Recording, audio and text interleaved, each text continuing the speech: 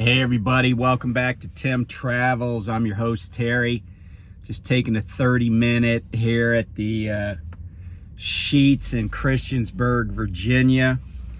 So yeah, like yesterday was kind of one for the books. It was just I went up to Titusville, PA, and I got out of there right as it was starting to snow, like all this lake effect snow was coming in. But I hadn't been up to that site before, so I kind of, and I'll admit that I routinely ignore directions from like dispatch directions. You know how that you'll get a dispatch and it'll be all these messages and it'll be like suggested route. And first of all, part of the reason I ignore it is because it's not actually a map. It's just, it's just verbiage. And if you still have a Qualcomm, like, my backwards ass company does, then that, like, what are you going to do with that? You're going to you can't send it to your phone for quick reference. You can't look at it while you're driving, so it's not turn by turn. And, like, what am I going to do? Take a picture of it and use it? I mean, it's totally useless, right? It doesn't really matter that it might be the best route to take. It's totally useless as a tool. It's like, it's not even as good as like if you got a MapQuest printout with turn-by-turn directions. So that's, oh, by the way, I'm about to shock you, but I'm not drinking a Diet Coke. I actually, I did get a cup of coffee. Although I got a full soda right here that I also got. But, yeah, so it's useless. So anyway, I shouldn't say it's useless. It's not useful enough for me to waste the time, like, reading through it. So I was just like, all right, let me see what a good way to go up there is. So I found this way to go up. And it's kind of funny. I was on PA Highway 36, and I kept seeing signs, truckers, strict enforcement, targeted enforcement area. Don't get caught in the woods. And so I was like, don't get caught in the woods. So I'm seeing trucks, more local trucks, like logging trucks and stuff, coming up this road. But it does go down into what is called I think it's called Cook Forest, and there's Cook Forest State Park, and it goes down to the Clarion River, and it's really pretty. But they have like these ridiculously low speed limits for trucks going down these hills. And when I say ridiculously low, I mean 20 miles an hour. And while, I'm kind of the opinion, and here's the other thing, in Pennsylvania, they do enforce those. I've seen guys get tickets for going down hills too fast. I was on, I think it was 322 coming from State College down towards Harrisburg one time, and there's a big hill, and I think this truck's, and you actually have to stop at the top of the hill, but I think the truck speed limit on that is maybe 35. So I would just get in an area where I could stay between like 35 and 40. But there was this dude, and go figure, right? Ramshackle truck, Illinois tags. He goes flying by me, and the car speed limit is only 55. So I'm not sure he wasn't even exceeding the car speed limit.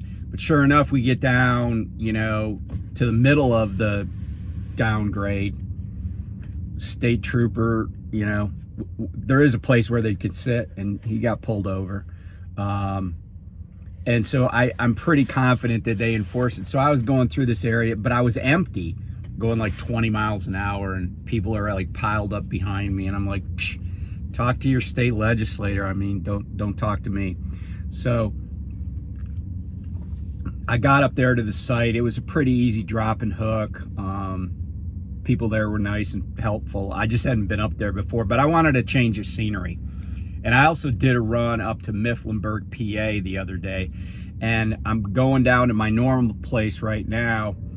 I'll be able to do the drop and hook during daylight hours, and then I'll just get back on the road. I'll deliver that, and then I'll do that. I'll go back up to Mifflinburg, PA, and then probably take a couple of days off. But anyway, take a look at, so I had this situation the other day, and I picked up this trailer out in the woods in Virginia here, and I was like, man, this trailer feels really heavy. But they got a scale on site, but it doesn't work all the time. If it's really cold, it doesn't work. So I'm like, man, this trailer feels really heavy, and compared to what I'm used to. And I knew it was heavy because just how it acted, just how the truck felt. But also, I know I've done this so many times now that I know what gear I'm going to be in on any given hill or any given stretch of the road, especially coming out to 81. So there's 3 big hills you got to go up, and normally I can go up them in 8th gear. But I was dropping down into 7th on all 3 of them. So I'm like, this thing is really heavy. So I'm like, all right, I got to scale it. But here's what happened. So the first scale you really come to headed north is the Loves in Meadowview, which is exit 24. But I had stayed there the night before, so I was like, oh, they had torn out half of the ingress and egress road to the truck stop. And they had poured concrete, and they were doing that when I came in.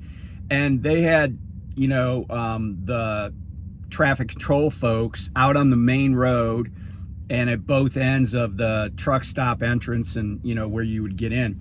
So they were doing a good job of like coordinating, getting people in there and everything. But I was like, so I got in there early and I left early. I left at like, I don't know, 3 o'clock in the morning or 4 o'clock in the morning. And so getting out, they still had the people there, but it was pretty easy to get out. So I was like, all right, well, I'm not going to go back inside that truck stop to try to scale because it's kind of tight. It's tight in there anyway, which means, for maneuvering, it's not a big deal except for people just park wherever the hell they want. So I was like, I'm not going there. So I'm going to go up to exit 29 to the Petro and use their scale. It's a lot easier to get into and get out of. And I don't want to waste any time. So I go to the Petro and the scale doesn't work. So I'm like, man. So the next closest scale that I really was certain about was at exit 77 up in Withville. So I go up to 77 and I get on the scale, and this is the scale ticket I get.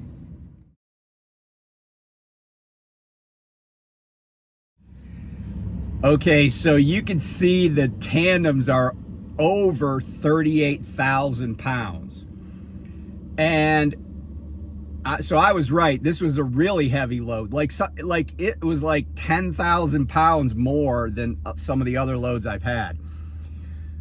So on the gross. So I was like, all right, I'm going to slide these tandems. But here's the problem.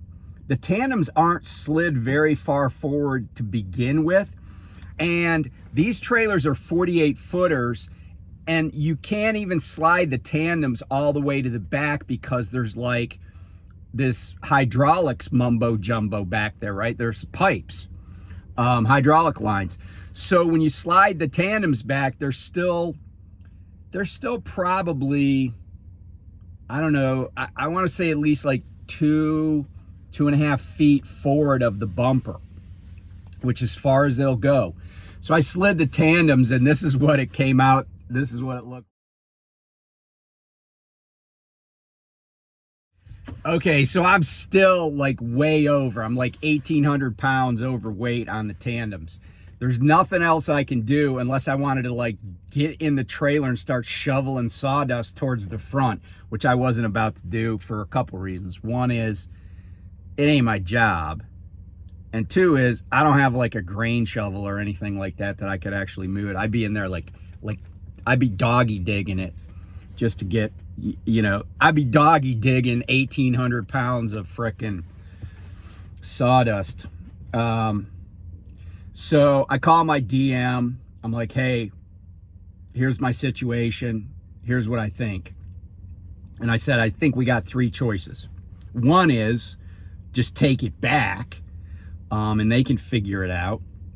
Two is I could just find a place somewhere in a truck stop or on the side of the road to open the back door and just ditch 1,800 pounds of sawdust, which, you know, at some truck stops, they wouldn't notice and no one would care. But that was not my preferred option.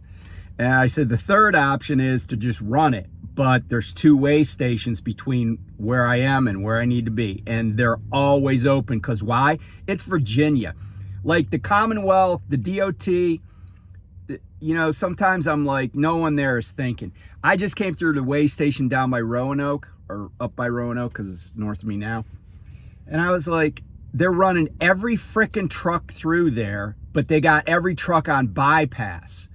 But what it does is it basically concentrates like dozens of trucks within the same small area. So now instead of having a disbursement of say every mile, there's 15 trucks in every mile of freeway, there's now like, you know, 40.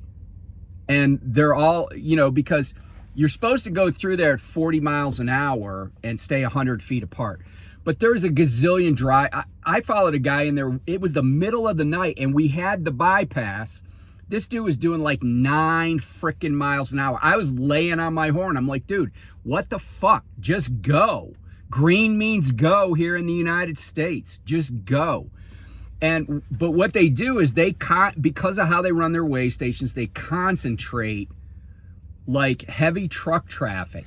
And the other thing about the Roanoke one, or actually I think it's considered Troutville, is right at the beginning or either at the front side or the back side, depending on which direction you're going, there's an exit. So like there's a gazillion four-wheelers either getting into the right lane when you're supposed to be in the right lane to get off at the weigh station, or there's a gazillion four-wheelers trying to get into the right lane when you're trying to merge back onto the highway if you're headed northbound. It's just a stupid setup, but I digress.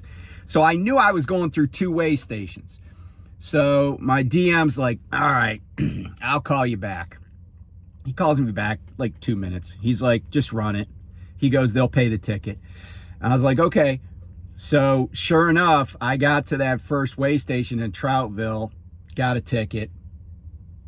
But I was surprised. It was only like, I think it was only like $85. But he's like, yeah, just bring that ticket to me as soon as you can get to the terminal. So then I go up to the second weigh station and I get pulled in, but the guy was cool in that he gets on the speaker. He's like, hey, you're over on your tandems. Why don't you pull around and try to adjust them and then get back on the scale? I said, you know what? I've done everything I can. It's not going to work. I already got a ticket. He's like, all right, well, you got to come in and show me the ticket. So, and he must have been doing that for other drivers because there was a prime truck there and this gal was moving her tandems. So that was cool because I have gotten a ticket one time when my tandems were over and I asked if I could slide and they were like, no. Or they said, yeah, slide, but they still gave me a ticket. And it was a lot. It was hundreds of bucks. But anyway, the long story was it's not, nothing's coming out of my pocket. You know, I'm not in trouble. You don't get CSA points for a scale ticket. But it was just a huge waste of time because I ended up having to scale 3 different times, wait for my DM to tell me that the customer was going to pay for the ticket because they always do. Apparently there's a lot of tickets on this route. And then I got pulled into 2 different weigh stations. So while, you know, all's well that ends well, it still wasted a lot of my time because I was over that much. So hopefully, you know, and they do keep note of it. You know, they're like, hey, you're not supposed to overload these trailers, but so we'll see. I guess it's all in a day's work. But anyway, Winter's been crazy. I just mentioned this lake effect. I saw Erie, I-90 south of Buffalo was all jacked up yesterday. It's crazy. There's a big cold wave coming through. Yeah, so just be careful out there. And I'll talk to you guys soon. Bye.